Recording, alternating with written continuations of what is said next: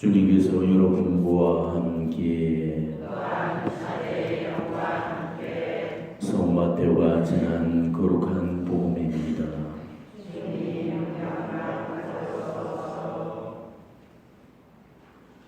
그때 예수님께서 제자들에게 말씀하셨다. 사람들을 조심하여라. 그들이 너희를 의회에 넘기고 회당에서 채찍질할 것이다. 또 너희는 나 때문에 총독들과 임금들 앞에 끌려가 그들과 다른 민족들에게 증언할 것이다. 사람들이 너희를 넘길 때 어떻게 말할까, 무엇을 말할까 걱정하지 마라. 너희가 무엇을 말해야 할지 그때에 너희에게 일러주실 것이다. 사실 말하는 이는 너희가 아니라 너희 안에서 말씀하시는 아버지의 영이시다. 형제가 형제를 넘겨 죽게 하고 아버지가 자식을 그렇게 하며 자식들도 부모를 거스러 일어나 죽게 할 것이다. 그리고 너희는 내 이름 때문에 모든 사람에게 미움을 받을 것이다. 그러나 그까지 견디는 이는 구원을 받을 것이다. 주님의 말씀입니다.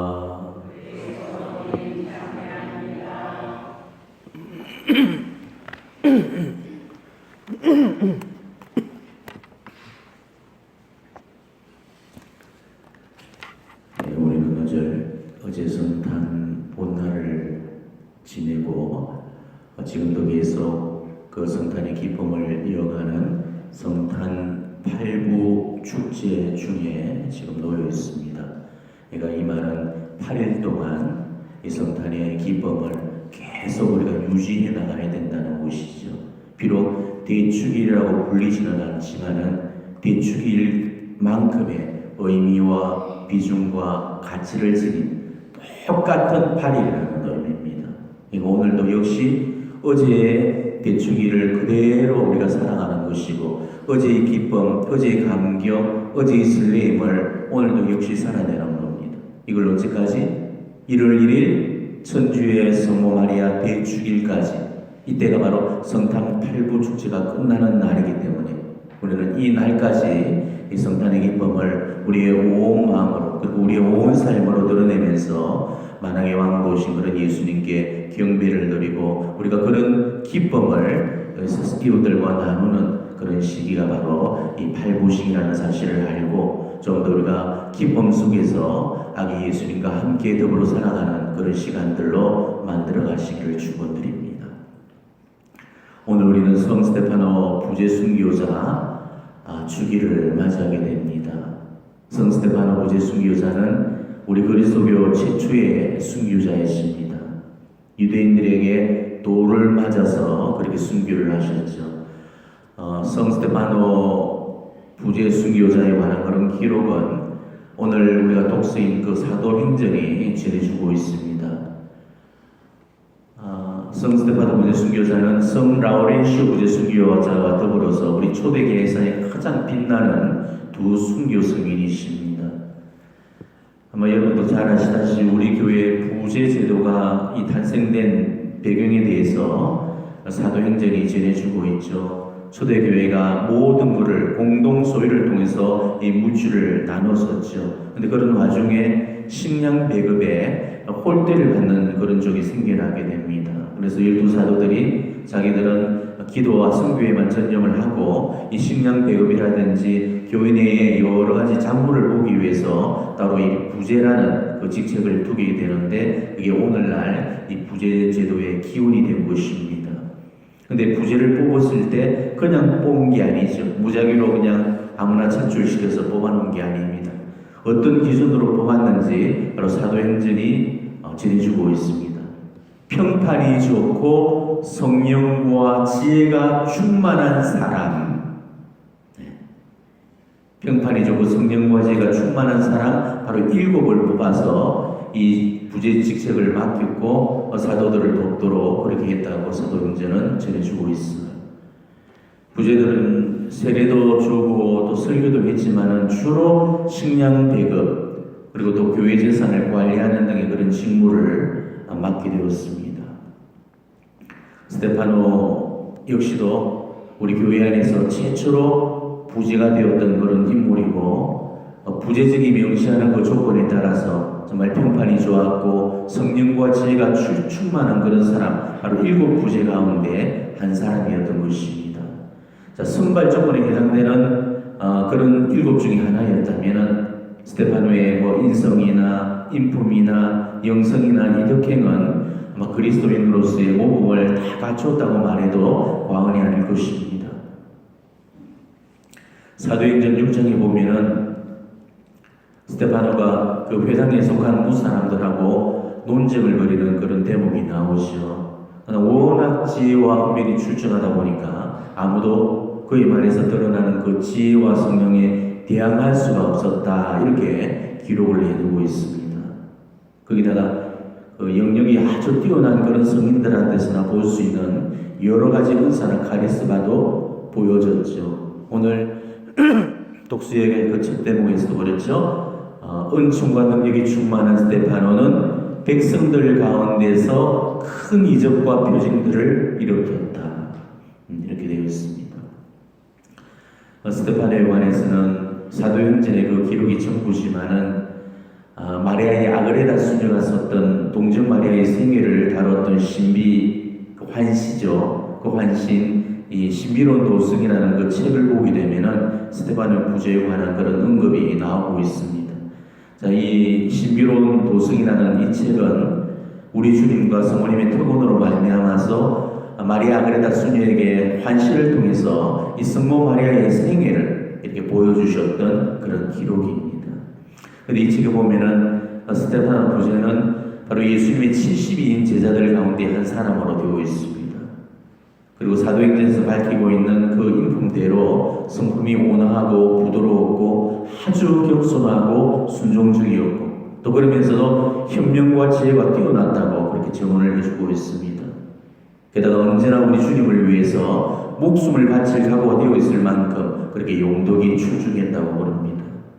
성모님은 이 스테파노 부재가 예수님을 위해서 제일 먼저 순교하게 될 첫 번째 순교자가 되리라는 사실을 미리서 아셨고, 바로 스테파노 부재가 그 사명을 훌륭히 감당할 수 있도록 영적으로 준비를 시켜주시면서 많은 것들을 가르쳐 주셨다고 그럽니다.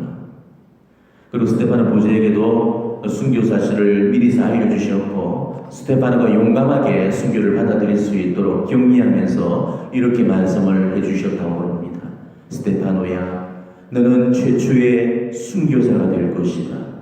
주님의 발자취를 따르고 순교자 군대의 선두에 서서 십자가의 깃발을 드높게 세울 것이다. 그러니 믿음의 방패 뒤로 인내의 무기를 들고 싸우거라. 지극히 높으신 분께서 너를 도와주실 것이다. 성모님으로도 바로 이런 말씀을 들었을 때 스테파노는 성모님의 든든한 지원을 받으면서 순교의 열망에 불타올랐다고 그럽니다. 사도행전이 전하는 바로는 회당에 소속된 사람들이 이 스테파노의 지혜와 은혜를 당할 수 없게 되었을 때 교회 원로들하고 율법학자들을 부추겨서 유대교의 최고 의회로 끌고 가서는 바로 하나님을 모독하고 율법을 어겼다면서 그렇게 고소를 해버립니다. 그런데 이때 스테파노는 예수 그리스도와 그분 복음의 진리를 수호하면서 유대인들 앞에서 장황한 그런 설교를 하면서 진리의 수호자로서 당당하게 맞서게 되었죠. 그게 바로 사도행전 7장에서 언급되고 있는 그 유명한 최고의회에서의 스테파노의 설교 내용입니다. 우리가 사도행전을 읽어보게 되면은 베드로의 오순절 설교라든지 또 최고의회에 세워졌던 그 베드로와 요한이 바로 그리스도의 진리를 수호하기 위해서 선포한 설교라든지, 또 바오로가 선교지에서 행한 설교라든지 몇 가지의 그런 명 설교들이 나옵니다. 그렇지만은 사도행전 7장에 나오는 이 스테파노의 설교를 보게 되면은 이 설교 내용이 얼마나 논리적이고 체계적인가를 우리가 알게 됩니다. 아브라함으로부터 시작된 하나님의 그 구원 계획을 연대기적인 순수에 따라서 서술하면서 예수 그리스도에게까지 정말 함축적으로 요약해서 들려주고 있는데, 바로 이 신구약을 이 폭넓은 지식, 또 그리고 구원사를 꿰뚫는 그 해박함에 우리는 혀를 두르게 됩니다.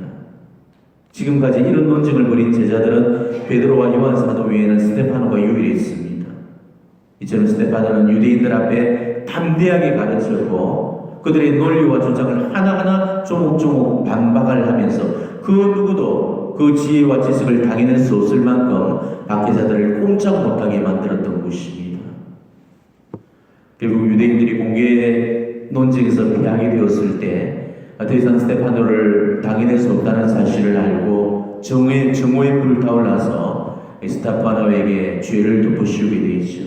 바로 하나님을 모독하고 모세와 그리고 거룩한 성전과 율법을 모독했다면서 거짓으로 꾸면서 모함을 하게 됩니다. 모세와 거룩한 성전, 율법을 모독하는 이 행위는 재판이 회부되는 절차를 거치지 않고 바로 끌려가서 돌팔매질로 쳐 죽이는 그런 적혈형을 받을 만큼 그렇게 중죄였습니다. 이 신비로운 도승에 나오는 그 환시에 따르면은 성모님께서는 미리서 스테파노가 체포되리라는 그 사실을 아시고 정말 스테파노가 두려움 없이 죽음을 받아들일 수 있도록 당신을 보위하고 있는 천사 하나를 바로 그곳으로 보내서 스테파노에게 힘과 위로와 용기를 주도록 했습니다. 스테파노는 그런 천사의 도움으로 우리 주님께 마지막까지 신앙 고백을 하고 주님을 위해서 자신의 생명을 바치기를 서원을 드리게 됩니다. 그리고 성모님이 보내주셨던 그 천사를 다시금 성모님께로 보내면서 성모님의 도움을 요청을 했죠.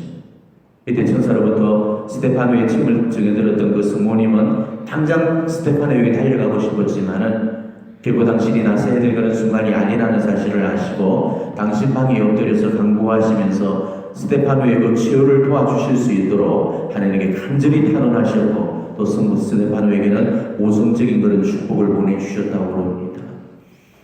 이때 성모님의 탄원을 들으셨던 하나님께서는 수많은 천사들을 성모님께 보내주셨고 또 하나님의 천사들은 성모님을 보호하는 그 천사들과 합류해서 이 성모님을 빛나는 구름에 태워서 스테파노가 있는 곳으로 모셔갔다고 그럽니다. 이 성모님의 모습은 그 누구의 눈에서도 볼 수가 없었지만 스테파노만큼은 볼 수가 있었다고 그럽니다. 성모님께로 더불어 나오는 그 광채로 말미암아서 기쁨과 용기를 얻었던 그 스테파노의 얼굴에서는 천상의 빛이 감돌고 있었습니다. 이미 이승의 경계를 넘어선 그런 모습을 하고 있었던 거죠. 실제 이 사실을 사도행전 6장 15절에 이렇게 증언을 해주고 있습니다. 사람들이 모두 스테파노를 유심히 바라보았는데 그의 얼굴은 천사의 얼굴처럼 보였다. 이때 스테파노는 하늘이 열리고 예수님의 모습을 볼 수 있었죠. 예수님은 마지막 순간까지 당신의 길을 걸어왔던 작은 스테파노에게 곧 맞이하게 될 천국의 아름다운 비경과 당신의 신비스러운 그런 모습을 펼쳐 보여주셨던 겁니다.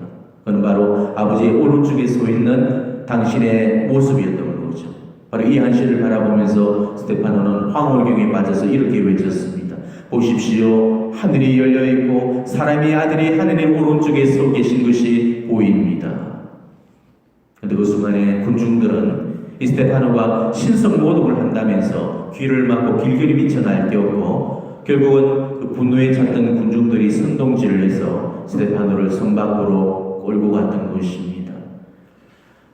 참고적으로 이때 그 군중들이 벗어놓았던 그 옷을 누가 맡아줬습니까? 사울이라는 그 젊은이가 그 옷을 대신 맡아줬는데 바로 이 사람이 훗날에 바오로 사도가 되죠. 그러니까 스테파노를 죽이는 데 가담해서 예수님을 받게 했던 그 앞잡이가 스테파노를 죽인 다음에 또 다른 그리스도인들을 죽이기 위해서 다마스쿠스로 내려가던 중에 그 예수님을 뵙고 회개를 함으로써 예수님을 받게 했던 그 앞잡이가 예수님의 앞잡이가 되고 마는 거죠. 아무튼 사람들은 스테파노를 중심으로 에워싸고 그렇게 스테파노를 무자비하게 성 밖으로 질질 끌고 갔습니다. 그런데 이때 성모님은 스테파노에게 축복을 주셨고 또 하나님이 보내주신 그 천사들과 당신의 수호천사들한테 스테파노 옆에 훅 붙어서 천국까지 잘 인도하라고 그렇게 명령을 해주셨습니다. 그리고 성모님은 당신 방에서 끊임없이 기도하시면서 스테파노가 마지막 믿음으로 장렬하게 순교할 것을 열망하면서 빌어줬다고 그럽니다. 그리고 마침내 성 밖에 끌려가서 군중들은 너나 할 것 없이 돌을 들어서 스테파노를 향해서 내리치기 시작했습니다. 쏟아지는 그 돌들이 스테판의 온몸을 맞췄고 몇 개의 돌은 머리에 박혔다고 합니다. 스테파노는 모습을 알아볼 수 없을 정도로 빈투성이가 되었지만은 바로 그런 와중에서도 비틀거리면서 무릎을 꿇고 지상에서의 마지막 기도를 하나님께 바쳤습니다. 주님이시여, 제 영혼을 받아주십시오. 주님, 이 죄를 저 사람들에게 돌리지 마십시오. 바로 이 두 가지 기도를 남겨놓고 장렬하게 운명하게 됩니다. 성모님은 당신 아드님의 마지막과 너무나 닮은 이 충실한 제자를 보시고는 기쁨에 넘쳤습니다. 그리고 스테파노의 그 숨이 끊어졌을 때 천사들은 그 스테파노의 영혼을 하느님 앞으로 데리고 가서 영원한 영광의 월계관을 받을 수 있도록 인도를 했다고 합니다. 성모님께서 가장 사랑하시는 아들 사제들에게라는 이 다락방 메시지를 모두 봐도 성모님께서 스테파노에 관해서 두 번에 걸쳐서 이런 말씀을 주고 계십니다. 성 스테파노는 과연 악이었다. 그의 영혼은 천진난만함으로 빛나고 있었고 내 아들 예수께 대한 그의 확고한 믿음은 순수하기 짝이 없는 것이었으며 사람 됨됨이 전체가 여간 힘차지 않았다. 그는 눈길로 또 순결한 믿음과 사랑의 힘으로 자기를 죽이려는 모든 사람을 이기고 있었다. 예수님이요 나의 첫 아들이 된 그를 무수히 내 성심으로 껴안곤 했던 것은 그가 내 아들 예수님이요 가장 먼저 죽음에 처해질 사람임을 내가 알고 있었기 때문이다. 그러니 강해지도록 점점 더 강해지도록 하기 위해서 내가 얼마나 다정하게 그를 격리했는지 모른다. 그리하여 그가 죽임당해 쓰러졌을 때 그리고 사람들이 그 시신을 내게 옮겨왔을 때 나는 또다시 내 성심에 그를 꼭 끼워안았다. 오 갈바리아에서와 그의 똑같은 광경이었다. 또 이런 말씀을 하십니다. 나의 안전한 피난처에는 피 흘려 주님을 증거하도록 불린 사람들이 들어온다. 첫 순교자 스테파노, 그가 죽임당한 후 나는 내 어머니 다음 팔로 그를 안았었다. 그가 죽임당한 후에서부터 오늘날에도 자신의 목숨을 바치는 이들에 이르기까지 순교자의 큰 군대가 내티 없는 성심의 안전한 피난처로 들어온다. 산재물이 될 때 새로운 힘과 용기를 주고자 하는 곳이다. 이렇게 말씀을 하십니다.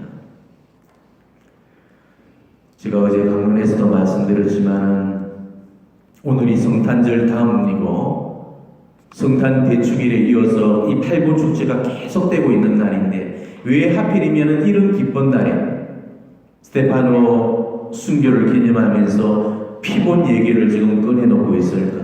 왜 스테파노의 이런 비참한 죽음을 하필이면 이 좋은 날에 이야기를 하고 있는 걸까? 우리는 이 의미를 정말 다시 한번 깊이 묵상해 보셔야 된다는 것입니다. 그는 바로 예수님을 사랑한다면은 정말 목숨을 바쳐서 사랑해 보라는 것입니다. 영혼까지 다 바쳐서 사랑을 해 보라는 것이죠. 예수님도 우리를 당신 목숨을 바쳐 사랑해 주셨으니까 우리도 그런 예수님을 우리 목숨을 바쳐서 그렇게 사랑해 보라는 것입니다.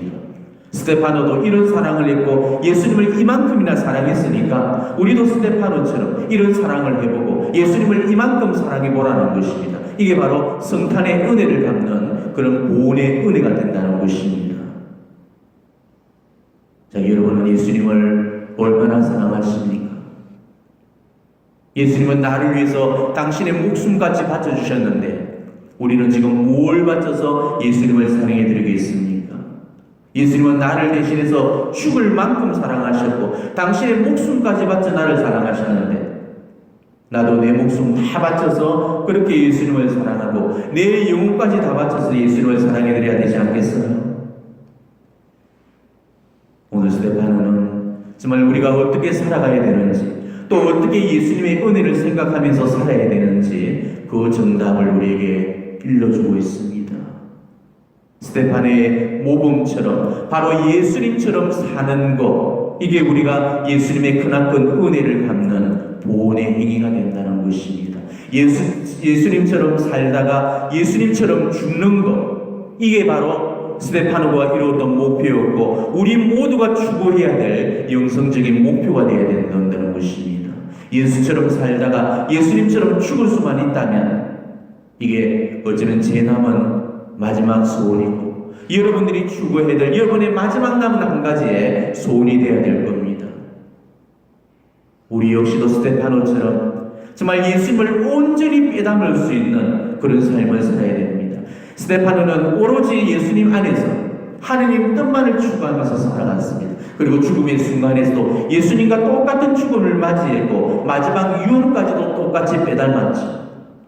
자, 예수님께서 운명 직전에 하셨던 기도였던 아버지 저들을 용서해 주십시오. 저들은 자기들이 무슨 일을 하는지를 모릅니다. 라는 그 말씀처럼 이 스데파노도 주님 이 죄를 저들에게 돌리지 마십시오 하고 무릎을 꿇고 큰 소리를 외치면서 죽어갔습니다.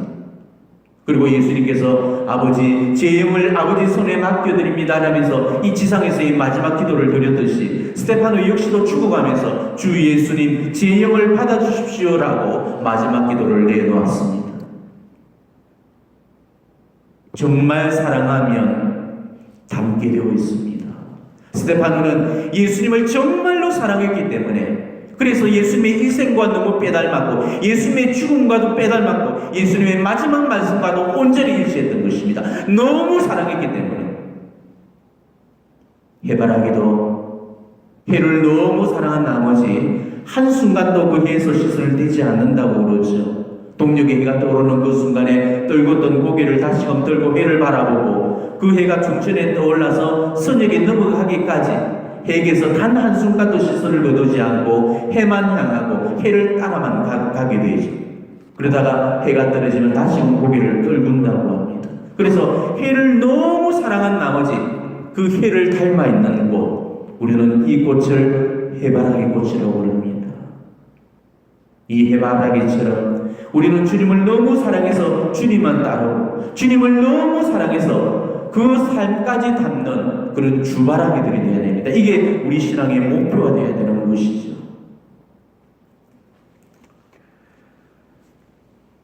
스데파노가 죽음하면서 남겼던 그 마지막 고백이 뭐였습니까? 주 예수님, 제 영을 받아주십시오. 자, 받아달라고 했죠.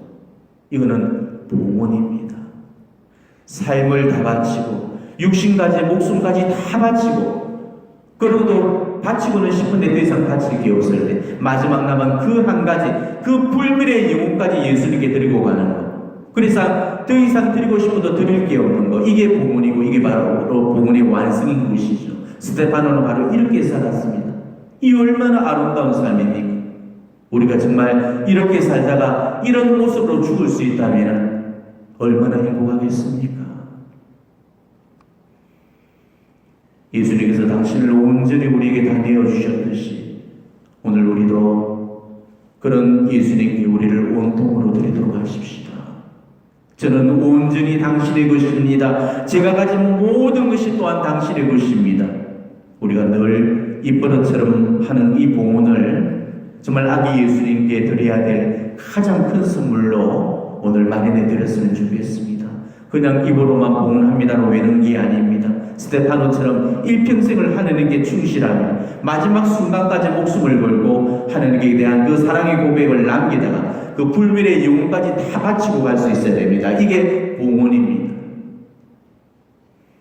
저는 오늘 스데파노 성인의 삶을 묵상하면서 너무나 부러웠습니다. 정말 샘이 나도록 부러웠습니다. 왜 이렇게 부러울까? 그는 성모님께서 스데파노 부제의 마지막을 품어주셨기 때문입니다.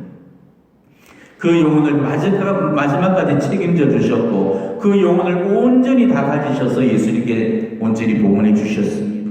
그리고 당신의 장한 둘째 아들로 당신 성심 속에 깊이 새겨 주셨다는 것, 그게 정말 미치도록 부럽고 그립습니다.